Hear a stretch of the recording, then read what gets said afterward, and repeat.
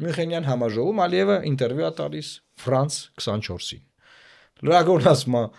դե ասում է, հա, խաղաղություն բանման դեսդեն եւ այլն, ասում է, տեսանք Լեռնային Ղարաբաղի ղեկավարությունը դատվեց ցմահ 20 տարի բան, ասում է, կարող է էջը փակեք։ Ալիևը ասում է, ի՞նչ նկատի ունես։ Դե ասում է, էջը փակեք, ներում շնորհեք, համաներում անեք մի բան։ Ասում է, ոսկու, այդպես միտքն եմ բան շահադրում։ Ալիևն ասում է, պատկերացրեք Նյուրնբերգյան դատավարությունից 2 ամիս անց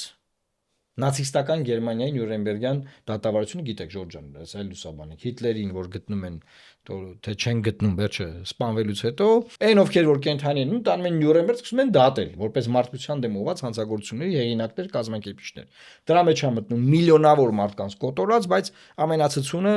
ըստաբար դե հрьяաների 6 միլիոն հрьяաների կոտորածն է։ Այսինքն պատկերացրեք ում հետ է համեմատում Ալիևը։ Այդ դրա համար եմ համացություն տանում։ Ասա պատկերացրեք Նյուրնբերգյանը դատավարությունից 2 ամիս անց ինչ որ մեկը գար ասեր չի լինի ներեք այդ մարդկանց, Ֆրանս պրեսի լրագրողի մազերը երևի բիզբիզ է կանում, ասում է պարոն նախագահ Ալիևին, ասում է դուք դա նույնն եք համարում։ Ալիևն ասում է ավելի վատ,